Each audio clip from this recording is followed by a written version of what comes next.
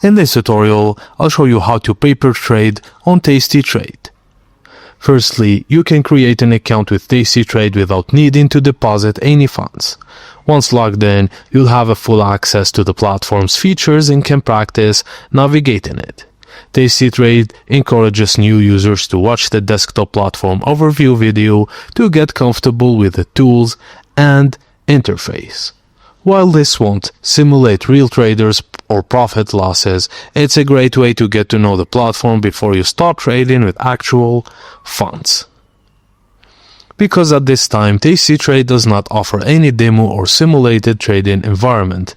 However, they know that moving over the new platform may be a little jarring at first, so you can gain access to the platform and check it out by opening a Tastytrade account and not funding it initially.